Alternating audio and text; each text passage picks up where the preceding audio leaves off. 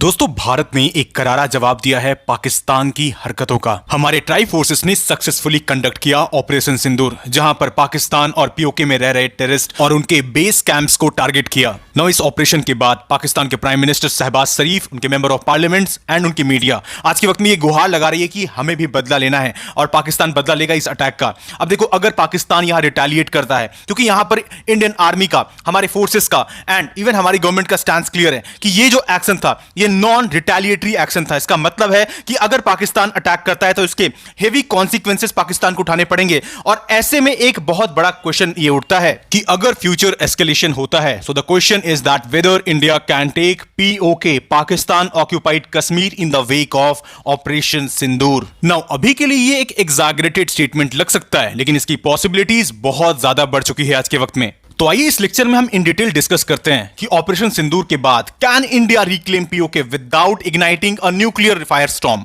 So many things to understand in this lecture, but before that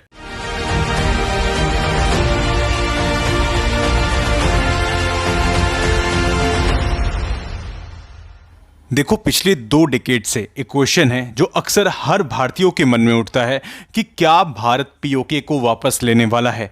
and I think this is the right time to raise this question that can India take PoK back in the wake of operation Sindoor, which was a precision strike operation conducted today actually. Now as you can see this map, इस map में आपको total 9 ऐसे places दिख रहे होंगे जहां पर actually strikes conduct किया गया है। जैसे कि पीओके वाले क्षेत्र में मुजफ्फराबाद हो गया, बाग हो गया, गुलपुर हो गया, भिम्बेर हो गया, कोटली हो गया, तो यहां पर स्ट्राइक्स कंडक्ट किया गया है। मोस्टली टारगेट जो किया गया वो टेररिस्ट इंफ्रास्ट्रक्चर्स पर किया गया है। एंड इवन हमने पाकिस्तान के अंदर घुसकर भी कई सारे ऐसे इंफ्रास्ट्रक्चर से, टेररिस्ट इंफ्रास्ट्रक्चर से, जैसे कि बहावलपुर में, वहां पर अटैक किया गया है। अब देखो, ये सारे जो स्ट्राइक्स किए थे ये काफी ज्यादा स्मार्टली एग्जीक्यूट किए गए हैं। ऐसा कहा जा रहा है कि हमारे जो जेट्स थे, जैसे कि रफाइल है, अब वहां पर आपको स्कैल्प क्रूज मिसाइल्स दिखता है, हैमर स्मार्ट बॉम्ब्स दिखता है, उनका यूज किया गया। ये काफी प्रिसीजन बेस्ड अटैक था, जहां पर एक्चुअली उन्हीं जगह पर टारगेट किया गया जहां पर टेररिस्ट इंफ्रास्ट्रक्चर था। ना हमने यहां पर पाकिस्तानी आर्मी पर अटैक नहीं किया, ना ही पाकिस्तानी सिविलियंस पर अटैक किया गया। यही डिफरेंस एक्चुअली इंडिया और पाकिस्तान में। Now as you can see this is the map of PoK, Pakistan occupied Kashmir. Gilgit Baltistan का ये क्षेत्र है, अब जिसे पाकिस्तान अपना 5वां प्रोविंस डिक्लेयर कर रखा है और भारत ने इसका हमेशा से विरोध किया है। इवन यूएन में भी अक्सर पाकिस्तान को हम एक्सपोज करते आए हैं इस मामले पर। अब देखो, यहां पर ओवरऑल जब हम पीओके के क्षेत्र को देखते हैं तो काफ़ी सारा यहां पर चैलेंजेस है। पहला तो यहां पर दिक्कत यह है कि ओवरऑल जो टीरेन है ये काफ़ी ज़्यादा हार्श है, यहाँ पर माउंटेनियस रेंजेस हैं और इस वजह से यहाँ पर किसी भी किस्म का जो ओवरऑल आप अगर काउंटर मतलब मेजर्स लेते हो, खास करके यहाँ पर किसी भी किस्म की अगर आप ऑपरेशंस को कंडक्ट करते हो तो ये इतना ईजी होता नहीं है।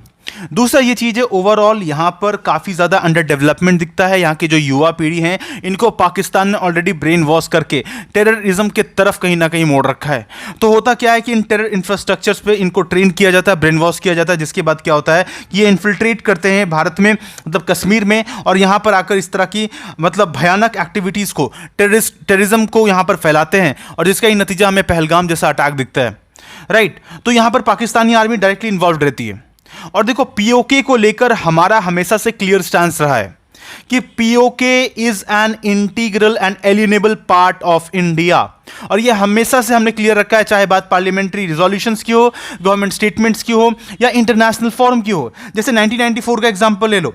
1994 में पार्लियामेंट्री रिजोल्यूशन पास किया गया था on February 2022 that Indian Parliament unanimously passed a resolution declaring that the entire state of Jammu and Kashmir, including POK, is an integral part of India and demanded that Pakistan vacate the occupied areas। ये हमने 1994 में भी already declare कर रखा था। इसके बाद 2019 के बाद से जैसे आर्टिकल 370 एबॉलिश होता है 5 अगस्त 2019 में, जहां पर हमारे होम मिनिस्टर अमित शाह ने इस चीज को क्लियर कर दिया था कि देखो भाई, PoK it belong to India, PoK जो है ये भारत का ही और हम इसे ले लेंगे आज नहीं तो कल। तो ये चीज हमें समझ में आता है क्लियरली, लेकिन ये कितने हद तक आप समझ लो कि एक्चुअली प्रैक्टिकल दिखता है। तो जैसा मैंने कहा, यहां पर कई सारे फैक्टर्स हैं जिसे हमें समझना पड़ेगा। इतना आसान नहीं है ये सारा चीज, और ऐसा नहीं कि हम डायरेक्ट मिलिट्री ऑपरेशन कर दें यहां पर और इसे जाकर कैप्चर कर लें। No, it is not like Gaza. Okay, this is to be clear, right.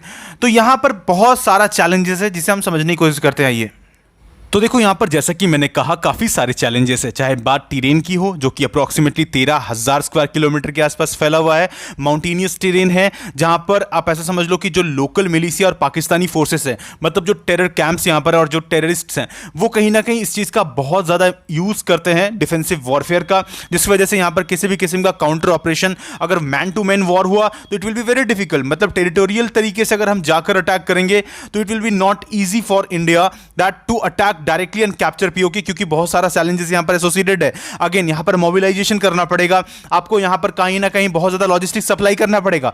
तो एज सच ये वाला जो क्षेत्र है यहां पर इतना इजी नहीं है सारा कुछ को पहुंचा पाना।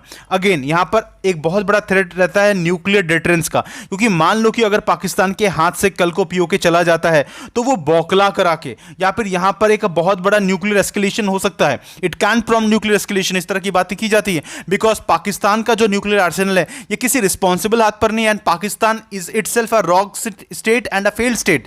तो आप यहां पर उनसे इस तरह की समझदारी की एक्सपेक्टेशन नहीं कर सकते हो, खासकर कि जब वो डायरेक्टली हर दिन न्यूक्लियर थ्रेट देते हो। नो, जैसा कि देख सकते हो राजनाथ सिंह जी इन्होंने हाल ही एक हिंट दिया था पीओके को लेकर। क्या हिंट था? इन्होंने कहा था that I am confident that the day is not far when the people of PoK will say they want to be merge with India. मतलब इनका कहना है कि एक दिन आएगा जब पीओके के खुद जो लोग हैं वो आकर डिमांड करेंगे कि हमें मर्ज करना है भारत के साथ में। और देखो ये बहुत ज्यादा दूर नहीं है, क्योंकि आज देखो जो कुछ भी एक्टिविटीज किया है पाकिस्तान ने, आई मीन कश्मीर में, जाहिर सी बात है यहां पर पीओके का इस्तेमाल किया जाता है। पीओके को कहीं ना कहीं एज अ ट्रिगर पॉइंट पर रखा जाता है, जिसका इस्तेमाल करके भारत के अगेंस्ट टेरर फैलाया जाता है पाकिस्तान के द्वारा, राइट। अब यहां पर देखो कश्मीर में आज के वक्त में काफी मैसिव डेवलपमेंट चल रहा था। हमने देखा था कि कई सारे मिडिल ईस्ट के कंट्रीज, यूएई जैसा कंट्री आकर भारत में निवेश करा, कतर जैसा कंट्री भारत में आकर निवेश कर रहा है, कश्मीर में आकर कहीं ना कहीं निवेश करके जा रहा है, जिससे ये चीज सफा दिख रहा था कि कश्मीर में देखो लॉन्ग रन में कश्मीर बहुत तेजी से आगे बढ़ता, टूरिज्म सेक्टर बहुत ज्यादा यहां पर फ्लरिश करता। लेकिन ये सारा कुछ डिस्टर्ब करने का काम कर रहा है पाकिस्तान आज के वक्त में जानबूझ के। अब यहां पर देखो आज को जब हम देखते हैं पीओके को, देखो ओवरऑल 4 मिलियन के आसपास लोग रहते हैं पीओके में, राइट। अब ये ज्यादातर करके सुन्नी मुस्लिम्स हैं, इनकी एथनिक ग्रुप जब आप देखते हो तो ये कश्मीरीज हैं, गुज्जर्स हैं, बकरवाल्स हैं, तो ये कहीं ना कहीं वही लोग हैं जो कश्मीर में भी रहते हैं, जो कश्मीर में भी पाए जाते हैं। तो ये लोग सेम एथनिक ग्रुप के लोग हैं और इनको बॉर्डर से डिवाइड कर दिया गया है। तो ये यहां पर कहीं ना कहीं सारी चीजें हैं, और यहां पर आज के वक्त में लगातार प्रो इंडिया सेंटिमेंट्स उभर रहा है और पाकिस्तान से लोग चिढ़ रहे हैं, क्योंकि जिस हिसाब से पाकिस्तान कंटिन्यूअसली इनका कहीं ना कहीं यूज कर रहा है, राइट, इनको ओवरऑल फंसा कर रखा हुआ है। सबसे बड़ी बात यह है यहां पर तो ओवरऑल पाकिस्तान का जो नेचर ऑफ गवर्नेंस रहा है ये बहुत ज़्यादा यहाँ पर आप समझ लो कि जो ह्यूमन राइट अब्यूज़ है ये देखने को मिलता है, इकोनॉमिक नेग्लेक्ट देखने को मिलता है, राइट। और यही सारा कारण है कि क्यों आज लोग खुद नाराज़ हैं और सपोर्ट कर रहे हैं, चाहते हैं कि भारत आए और उनको जोड़ ले। तो ये सारी चीज़ें हैं। और देखो जरूरत नहीं है कि डायरेक्टली हम मिलिट्री एक्शन ले, यहां पर ऑल्टरनेटिव सिनेरियोज भी बनती हैं। हम यहां पर सबसे पहले टारगेट कर सकते हैं उन सारे क्षेत्र को, जैसे अभी हमने किया, हम टारगेटेड तरीके से जो टेरर इंफ्रास्ट्रक्चर, जो टेरर नेटवर्क है उसको यहां पर डायरेक्टली खत्म कर सकते हैं पीओके में धीरे धीरे करके। डिप्लोमेटिक ऑफेंसिव का यूज कर सकते हैं, राइट। मतलब जैसे कि सिंदूर अभी हमने किया, एक काफी सक्सेसफुल हमारा ऑपरेशन था, राइट। इसे हम पाकिस्तान को यूनाइटेड नेशन में खास करके ले जाकर वहां पर इस तरह की चीजों को हाईलाइट कर सकते हैं कि भाई देखो वो कहीं ना कहीं मतलब दिखता है कि पाकिस्तान किस तरीके से टेरर को स्पॉन्सर करता है। हम वापस से पाकिस्तान को एफएटीएफ लिस्ट की तरफ ढकेल सकते हैं, इकोनॉमिक कहीं ना कहीं प्रतिबंध लगा सकते हैं, आईएमएफ जैसे संस्था को कह सकते हैं कि देखो इनकी फंडिंग वगैरह को रोको, क्योंकि ये कहीं ना कहीं इनका इस्तेमाल कर रहे हैं लगातार, राइट। इसी वजह से यहां पर ओवरऑल देखो ये सारा चीज पाकिस्तान आज क्यों कर पा रहा है, क्योंकि पाकिस्तान का जो आर्मी है वो कहीं ना कहीं एक्चुअली इस कंट्री को रूल कर रहा है, ना कि इनकी ऐसा कोई पार्टी है या फिर इनके देश में ऐसा बहुत ज्यादा डेमोक्रेटिक सिस्टम है, नहीं। एक्चुअली में आज के वक्त में पाकिस्तान में आर्मी सब कुछ कंट्रोल कर रहा है ओवरऑल। ओके, तो ये सारी चीजें हैं। इसके अलावा देखो जैसे कि हम कह रहे हैं कि पाकिस्तान लॉन्ग रन में सर्वाइव कर पाएगा, इसमें बहुत बड़ा क्वेश्चन है, राइट। बिकॉज ओवरऑल 40% के आसपास इन्फ्लेशन है, आईएमएफ बेल आउट्स, राइट। तो ये कहीं ना कहीं आने वाले वक्त में सिचुएशन को बहुत ज़्यादा खराब करेगा। ओवरऑल देखो बलूचिस्तान वाला क्षेत्र है वो कंटिन्यूसली यहाँ पर इंडिपेंडेंस की डिमांड कर रहे हैं, वहाँ पर ऑलरेडी अटैक्स हो रहे हैं। इधर ओवरऑल आप देखोगे सिंध और पंजाब के बीच में ऐसा पाकिस्तान में बहुत ज़्यादा यहाँ पर प्रॉब्लम्स है बिकॉज ऑफ वाटर, और ऑलरेडी इंडस वाटर ट्रीटी हमने जब से कैंसिल किया है तब से ये जो प्रॉब्लम है ना ये और भी ज़्यादा बढ़ने वाला है। जो पाकिस्तान हैंडल कर पाएगा ये देखने में जाहिर सी बात है, आपस में दो प्रोविंस के बीच में यहाँ पर प्रॉब्लम्स बढ़ रहे हैं और जिसकी वजह से कल को इसकी डिमांड रखी जा सकती सकती है कि हाँ भाई हम सिसीड करना चाहते हैं पाकिस्तान से।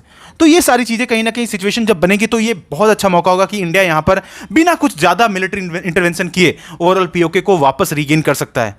I hope you understood this context actually. अब वैसे आपका क्या मानना है इन सारे ओवरऑल कंटेक्स्ट के ऊपर में, आपका क्या ओपिनियन है? Do let me know in the comment section. What's your idea on actually on this, do let me know in the comment section.